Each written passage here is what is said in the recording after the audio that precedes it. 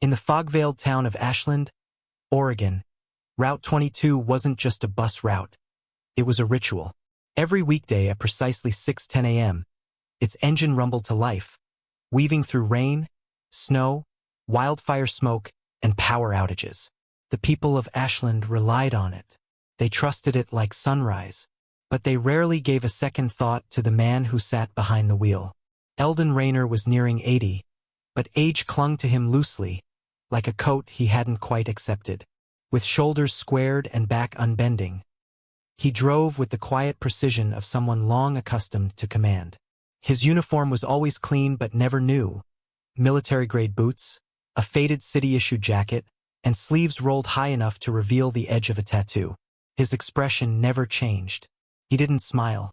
He didn't chat. And yet, he never missed a shift in 15 years. Not for blizzards. Not for floods. Not even during the fire season that closed down half the city. To most, he was just old boots.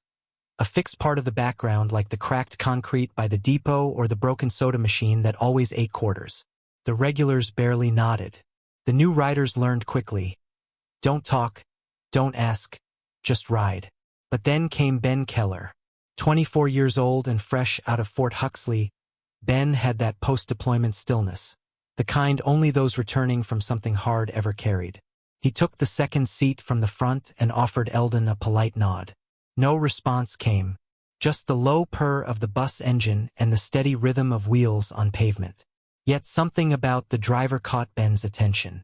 The posture, the awareness, the way Eldon checked his mirrors, not casually, but with sniper-like calculation. And then Ben saw it. Just beneath Eldon's sleeve, a dagger cradled in a set of parachute wings. A mark that every Special Forces operator recognized. Ben sat up straighter. He knew exactly what that symbol meant. And he suddenly understood. This was no ordinary bus driver. Ben Keller began riding Route 22 every morning, always choosing the same seat, second from the front, just behind the driver. Not because it gave him a better view or more legroom, but because something about Eldon Rayner didn't sit right with the narrative of an old man winding down his years behind a city bus. No, there was discipline in his every move. Ben had seen that kind of presence before overseas in briefing tents and hostile zones. To the other passengers, Eldon was a relic. But to Ben, he was operational, methodical, trained. The first hint came on a rainy morning, when a woman with a toddler boarded, juggling groceries and an umbrella. As she stepped off the curb, her bag tore open. Apples spilled into the street, rolling beneath the idling bus. Before anyone could react, Eldon hit the kill switch, threw on the hazards, and stepped down with military efficiency. He retrieved each apple with calm precision, offered a single nod, and returned to his seat. No words, no fuss. Ben watched every motion like a student at attention. That kind of instinct wasn't something you learned in bus driver orientation. It was muscle memory forged under fire. That night, Ben asked around at Fort Huxley. A retired sergeant narrowed his eyes at the name. Rayner? If that's the same Rayner, he used to vanish into red zones and come back with entire squads. No casualties. Ghost stories, mostly. Thought he was long gone. The next morning, Ben wasn't alone.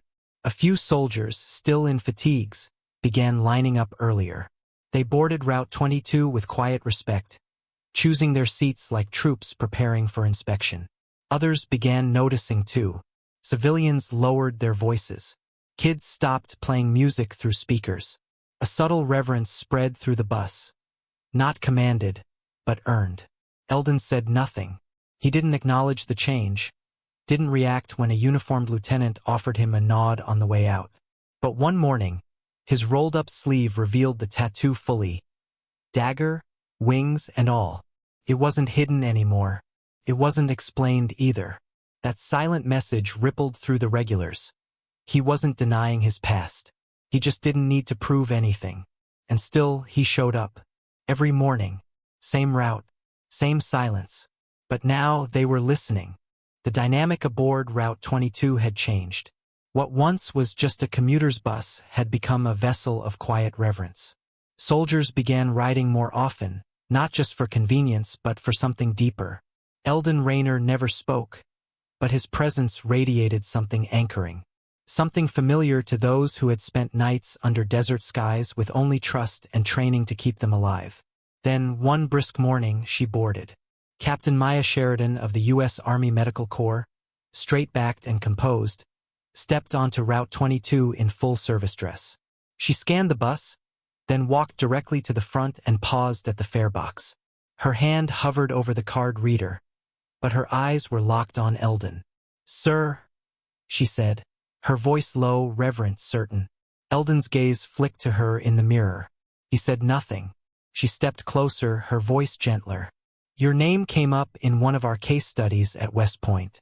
Fallujah. 3-unit extraction under enemy fire. You were the only one uninjured." Silence. "Your team credited you with saving 16 men," she added. Eldon didn't flinch. "Some stories are better left buried, Captain," he replied quietly, eyes fixed on the road ahead. That exchange wasn't forgotten. It echoed through the base, passed quietly between soldiers, filtered into the community like steam from a kettle. And with it came something else. Honor, reclaimed in the smallest of moments. Days later, during a particularly crowded ride, a teenager boarded with his phone blaring trap beats through a speaker. It was the kind of disruption that usually passed unchallenged. But this time, Ben stood. He turned toward the kid, voice calm but firm. "You see that man?" He nodded toward Eldon. "He's why you can blast your music in peace. Show some respect." The teen blinked, caught off guard. The music cut off with a tap. He mumbled an apology and sat down, cheeks flushed. The bus resumed its rhythm. Eldon didn't turn, but his eyes met Ben's in the mirror, and for the first time in weeks, his head dipped in a subtle nod. Not approval, not authority, a quiet thank you between warriors. The next day, something new appeared. On the dashboard, beside the faded inspection stickers and a forgotten coffee cup lid, sat a green beret challenge coin, gleaming, centered, deliberately placed. No one had seen who put it there, and Eldon didn't touch it. He didn't remove it either. The coin stayed there through that week, through the next.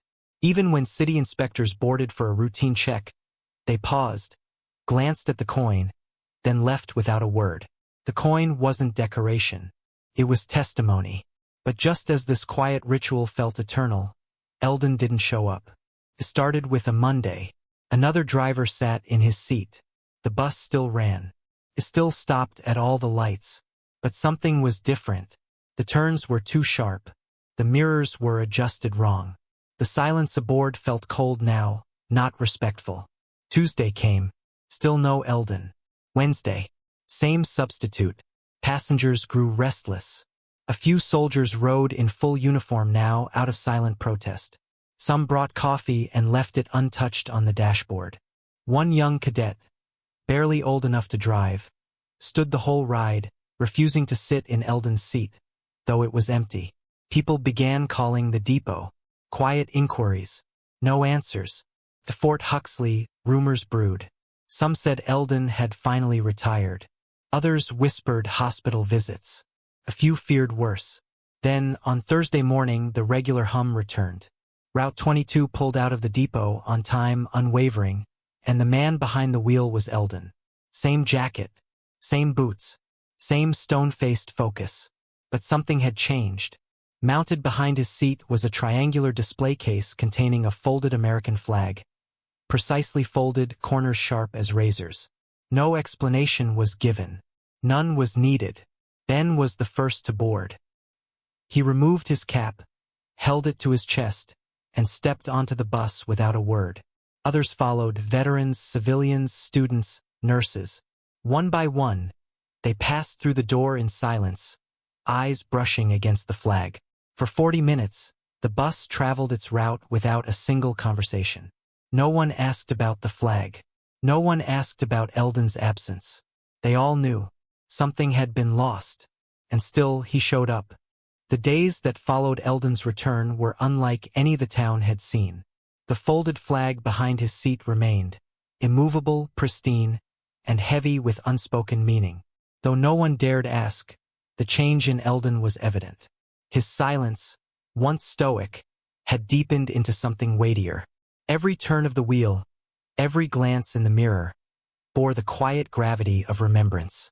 The green beret coin was still there, but now it rested beside a pair of dog tags, their chain coiled like a question no one was ready to answer. Passengers adjusted. They boarded Route 22 with the quiet respect of mourners entering a chapel. Uniforms became more frequent. Civilians dressed more neatly. Conversations faded to whispers. Then, the unexpected happened. A formal invitation arrived from Fort Huxley's command staff. Eldon Raynor was requested to speak at the upcoming SEAL graduation ceremony. Not as a guest, but as a living legend, one whose service had become the whispered backbone of half a dozen tactical case studies. He declined with a handwritten note. Tell their stories, not mine. Speak of the ones who didn't come home. They're the real heroes. He returned to driving the next morning, never mentioning the request. But change rippled outward. An English teacher at Ashland High created a new curriculum unit called Valor in Silence. Students studied nonverbal leadership, sacrifice, and unheralded heroism. The unit featured a case study, an anonymous figure who served in combat, then returned to serve quietly in civilian life. There was no name, just the silhouette of a man in a bus driver's seat, a folded flag behind him, and a quote beneath it. Courage doesn't always speak. Sometimes it drives. It was Ben Keller, now promoted to lieutenant, who began to suspect more was coming. He noticed the change in the depot staff. Quiet preparations. The shift supervisor checking schedules with a little too much care. Bus 22 being cleaned more often than usual. A mechanic installing a mount on the dash for the challenge coin. And then, the announcement came. Eldon Raynor was retiring. There was no ceremony planned, no public statement. Just a note on the depot bulletin board, written in block letters. Final route, Friday, 0610 hours. Friday arrived with a quiet reverence. Before sunrise, a line formed at the depot: veterans, active duty, cadets, nurses, teachers, children, elderly couples. All dressed in civilian clothes. All with upright posture, hands clasped or held over hearts. Every seat on Route 22 was filled, not with chatter or goodbyes, but with presence. At every stop, no one boarded, no one exited. People simply stood in silence as the bus rolled past. Hats in hands, heads bowed. Some saluted, and at the final stop, the street outside the depot had been transformed. City buses, dozens of them, had been parked in a V formation, their hazard lights blinking in perfect synchrony. A silent flyover in steel and rubber. At the point of the V stood a polished black stone marker, freshly installed in the asphalt median. A simple engraving read, "Heroes don't announce themselves. They just show up."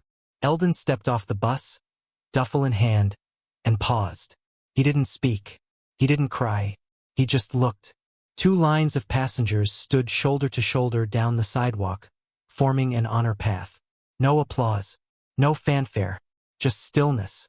At the end of the path stood Lieutenant Ben Keller beside a green pickup truck, its passenger door already open. He saluted. "Need a ride, Sergeant?" Eldon smiled, just slightly. "Only if you're on schedule." A photographer caught the moment. A weathered man walking away from a city bus, framed by rows of silent soldiers and the glint of a folded flag behind glass. The photo didn't make headlines, but it didn't have to. Because the next generation at Fort Huxley already knows. If you ride Route 22, sit up straight. You're on sacred ground. Eldon Raynor never asked for recognition. He never needed applause. But on his final ride, Ashland showed him what silence could say. After the V formation of buses dispersed, the depot remained still. Eldon stood for a long moment at the edge of the lot, hand resting lightly on the polished stone. Then, without ceremony, he turned and walked toward Ben's waiting truck. As the engine started, those gathered didn't cheer, they stood taller. The city updated the Route 22 sign the next week. Just beneath the number, a new inscription read, "In honor of Sergeant Eldon Raynor, quiet valor." At Fort Huxley, new recruits are still told the story. Not with slides or statistics, but as a quiet warning. If you ever ride Route 22, sit up straight. Because some heroes don't need medals or titles. They just show up, every day, until they don't. And when they're gone, everything feels a little quieter without them.